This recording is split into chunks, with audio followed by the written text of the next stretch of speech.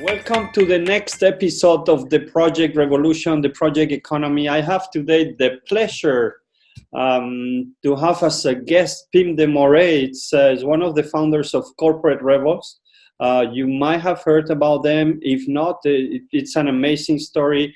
They have an amazing project and they've been very successful. Recently, they won one of the Thinkers50 awards. So I'm really happy to have Pim on the interview, on the talk, and I'm sure we'll have a good discussion. So Pim, welcome to the Project Revolution. Thank you very much. Good to be in another revolution.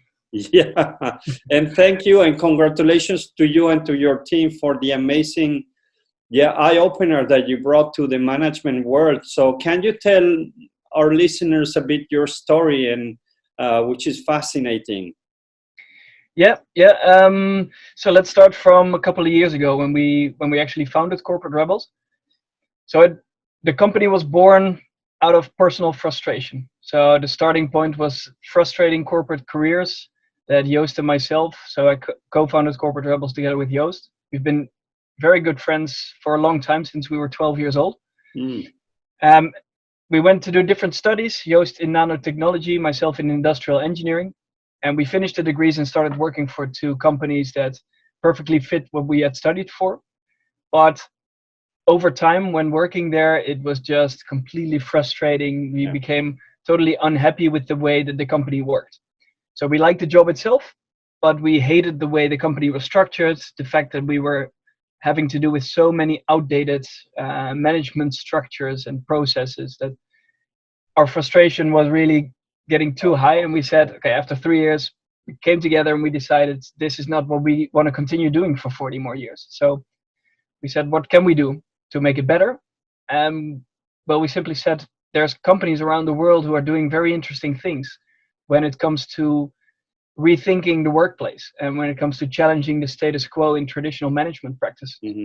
So we said, let's make a list of all of the people that we know and the organizations that we know that are doing things radically different.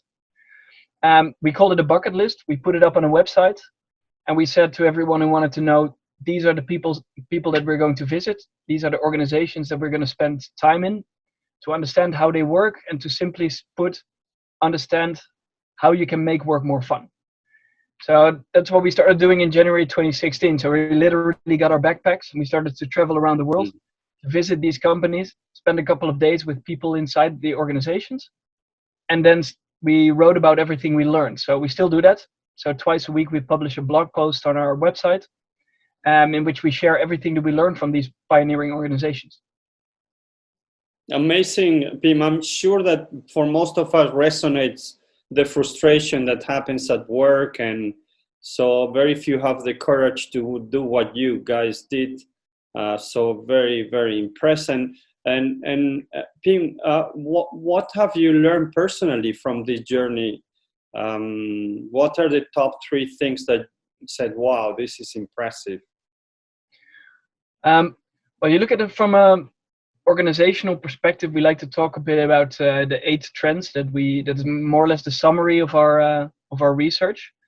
For me, some of the most powerful ones from that is, first of all, the move away from traditional hierarchies, where you have the CEO on top, lots of management layers in between, divided into functional departments.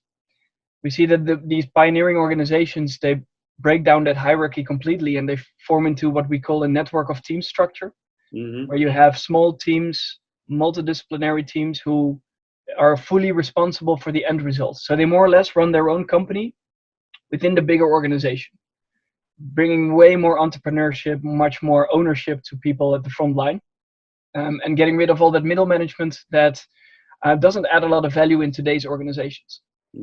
So that's one thing we see a lot, and also one that I strongly believe in is a move towards more purpose-driven work, where companies still today, the vast majority of companies focus way too much on quarterly returns, on maximizing shareholder value, and not on contributing to really something meaningful for the world. So a lot of people are working in companies and they have no clue what their job actually brings to society. So what kind of good do people do in organizations? Well, in most companies, unfortunately, not a lot. So 37% of the people actually feel that their job has no use for society. Wow. Which is completely painful, right? To have so many people that are not really excited and enthusiastic about what they contribute to the world. So apparently we're doing something wrong in the way we organize work. And I think many of the companies that we've been visiting show that if you put purpose before profit, you create much more motivation in people, and they actually come to work much more energized and passionate to contribute than when they just there to make money for shareholders. I love it. And that's the good thing about projects, that you can be more specific on the purpose of the project. It's something that I also try to highlight. One point on your first point, Pim, I like this new organization, and it sounds very familiar to the project-based kind of company, project-based working on projects. Have you seen this in Europe happening? I know these concepts come more from Asia, and if you've seen them in Europe, how do they do the transformation from hierarchy to network or project team? We've seen it quite a lot in also in Europe. So in Holland we have a lot of good examples of companies that are either fully self-managing or somewhere in between. Some of them have been started like that. For example, Buurtzorg, I'm not sure if you're familiar with them, but a healthcare organization employing 15,000 nurses without a single manager in place and outperforming the competition on various factors. But they've been started like this. They have also taken over another organization, so 2,000 people from a traditional company, and moved them also towards this more self-managing way of working. So they show that they can also transform. But there's also organizations that have moved away from the rigid hierarchies towards a network of teams. For example, where you're based in Brussels, you have the Ministry of Social Security, or as they call it in Belgium, the FOD, Social Security, and they've moved away over the past 10 years from a very bureaucratic organization with lots of middle management layers and lots of process and protocol. And they've been able to shift that towards a very free organization where now the people that work there can decide when they work, where they work, even how many hours they work and which teams they collaborate in, so on what projects they work. So even those traditional ones are able to do it. Mostly they do it still from top down, but not like we're going to tell you how to transform, and in 2-3 years time with all these milestones in between, we know exactly how it will unfold. It doesn't really work like that, even though a lot of consultants love to say that. But it works more like, let's take one department, let's use them as a sort of guinea pig or laboratory to experiment with new ways of working, see how we can bring back that hierarchy a bit, create more freedom, create more trust.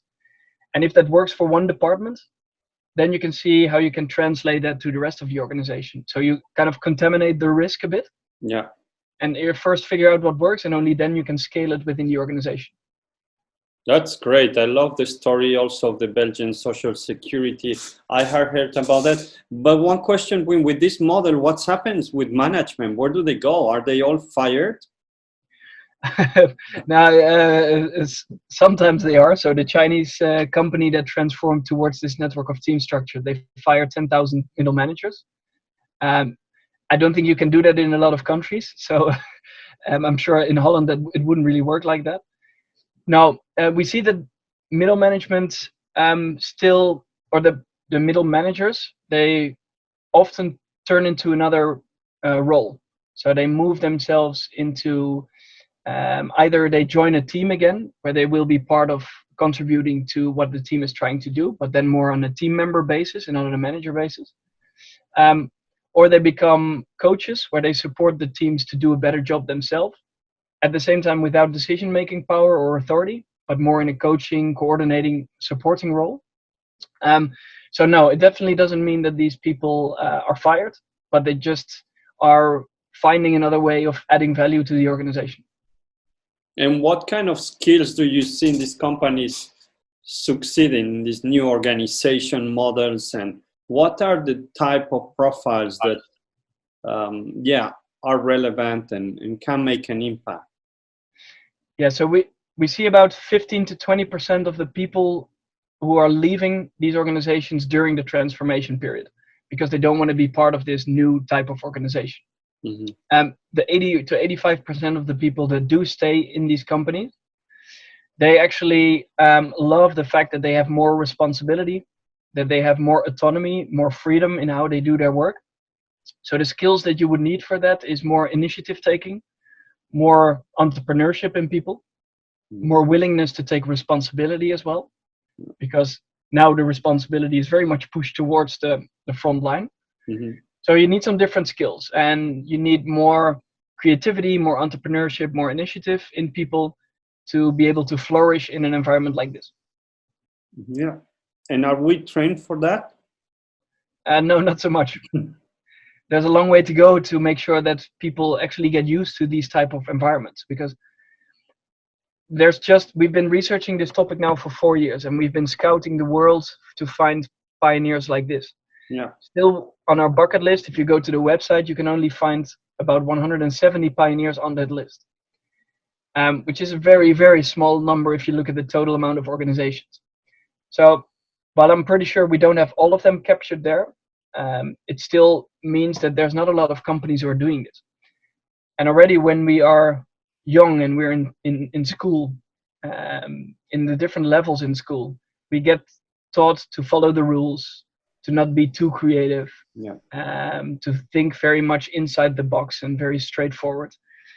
And these organizations don't really work like that. So you really have to unlearn a lot of the things that you learn in school and in university and in work. And you have to really get used to this new type of environment where you have to gather people around you to set up new projects, where you have to take more entrepreneurship and more ownership. So it definitely needs some change in skills as well. Interesting. I was talking the other day about reinventing project management, and I was talking exactly like you say, project management has a life cycle. We're focused in the middle of the project, but what matters is also what happens at the beginning, which is the entrepreneurship, the design thinking, the lean startup, and then at the end of the project, it's also about the accountability and responsibility of making that product successful or that new business successful. So I can completely relate to what you're saying. And also because that's the way projects are being set up also changes a lot in these organizations. Where you have more traditional organizations, you have a very strong mandate most of the time from the start of a project to make it work and to make it succeed. But in these more emerging organizations, somebody has an idea, and when you have that idea, you want to turn it into reality. You simply have to be entrepreneurial, gather people around you, make sure that you can secure resources from different places, and then start your project. So it really becomes more like a startup. So you have to have more of those entrepreneurial skills there as well, because there's nobody from the top down who's going to mandate you that a project should start and that you have so many resources available to do it. So the whole dynamic changes as well. It's super interesting.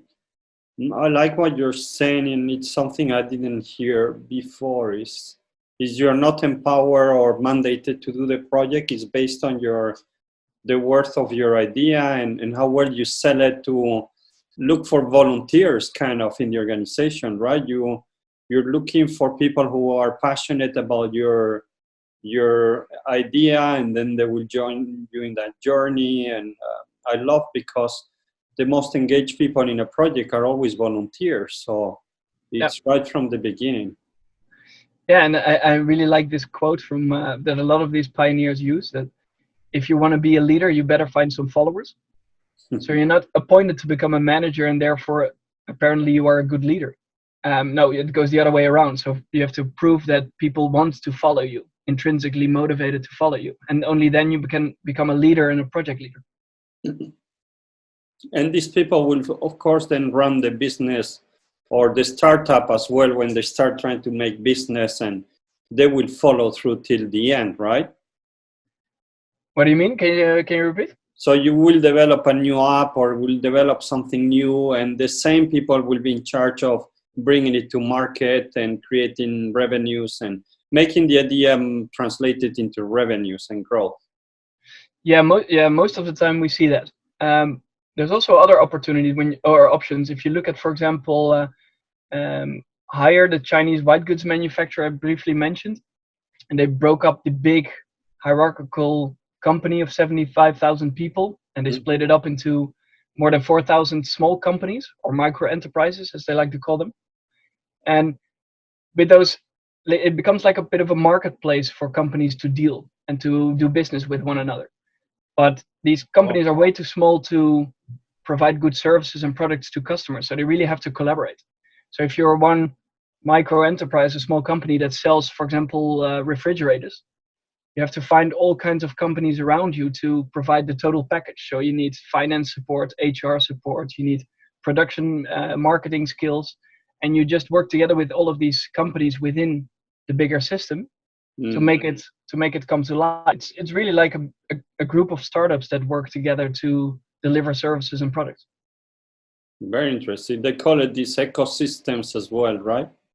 Yeah, it tends to be a popular word now. The ecosystem. Now it's very popular. And which companies did you see that?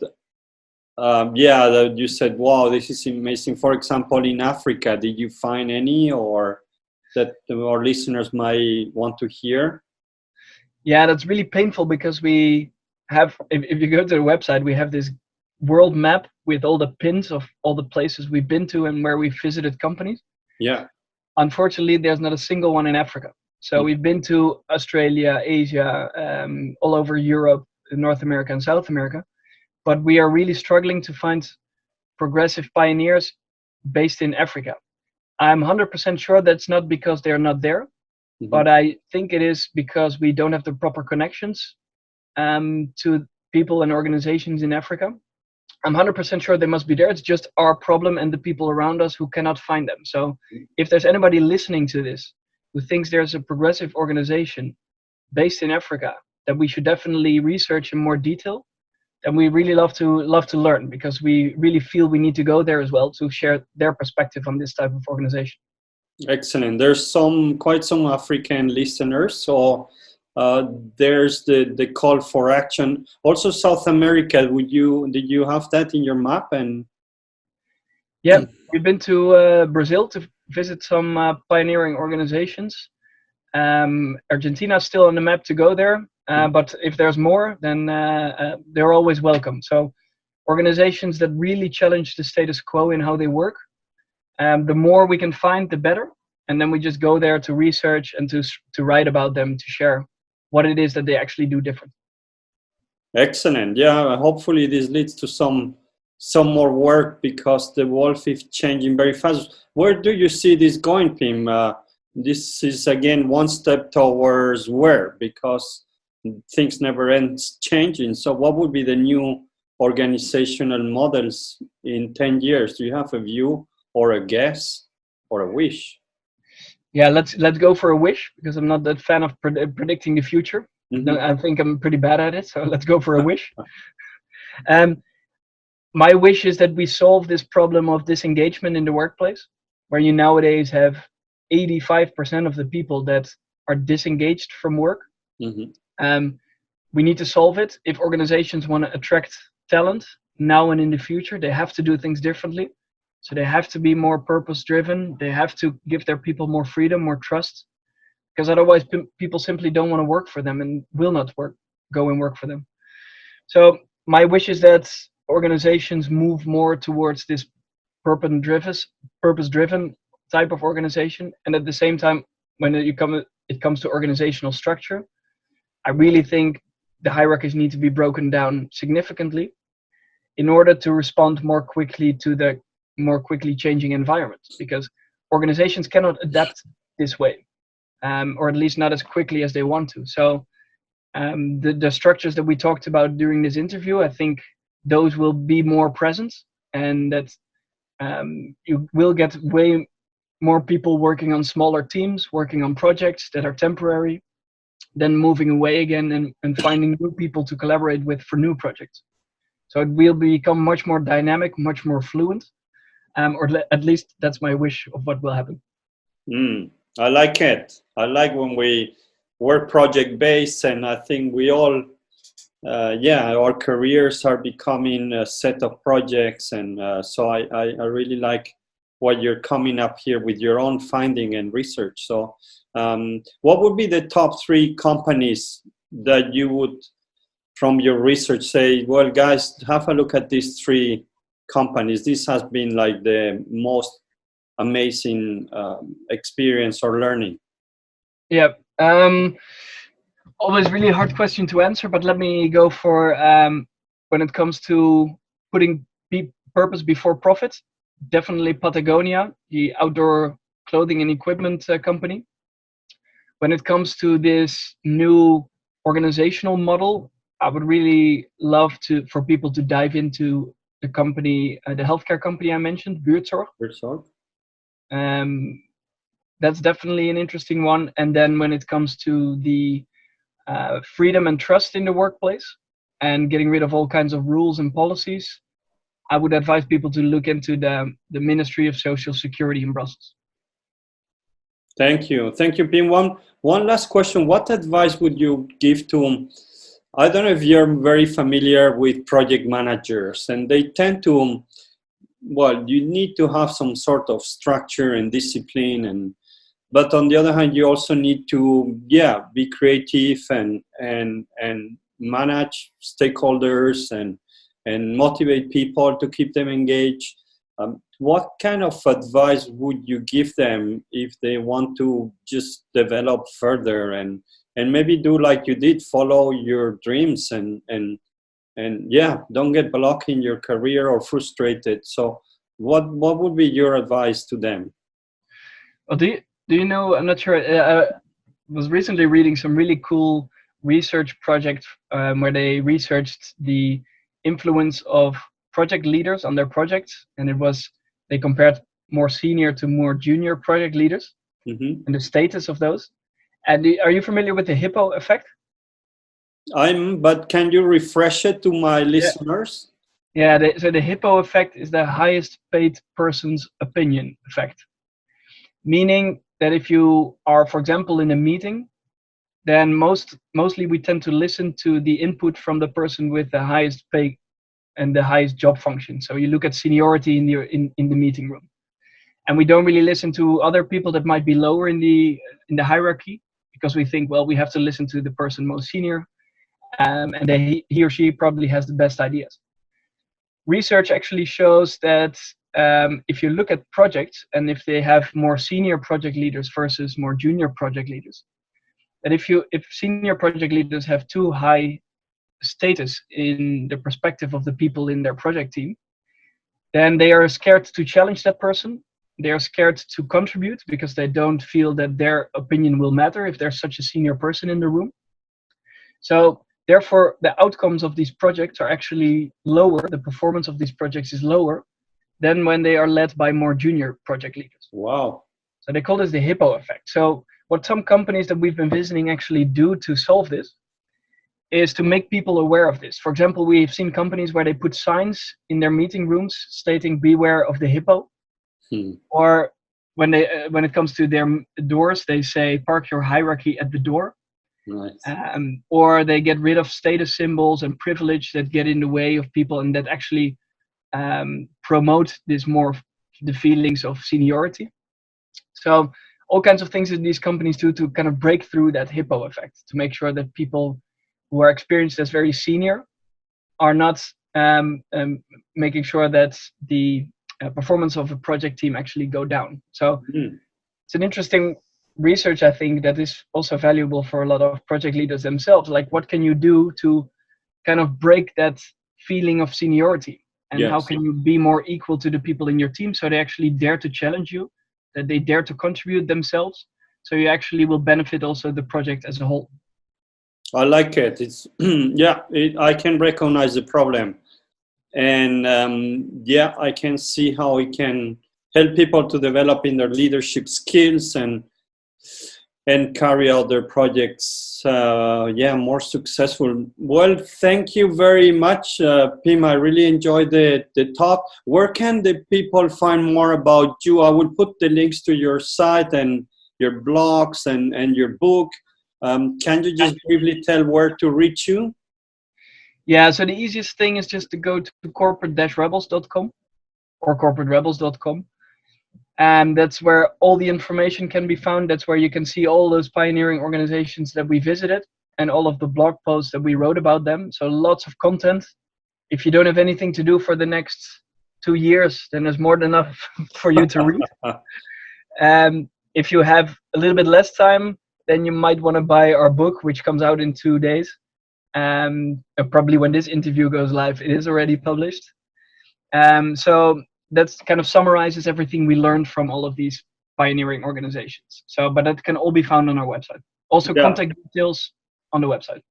And you guys respond, and you're very proactive. So it's very easy to get in touch with you, with Pim, with Joost. So thank you, Pim. It's a pleasure. You give me an idea. We'll need to do a Project Rebels too. One point. Sounds good. Let's create another bucket list. Let's do another one. But thank you so much. Say hi to Joost and your team. Really amazing. Congratulations. And and we keep in touch. I'm sure we'll cross each other again this year, next year, and the years to come. Great. Thanks for being here, and also good luck with the revolution. Keep it going. Thank you. Thank you.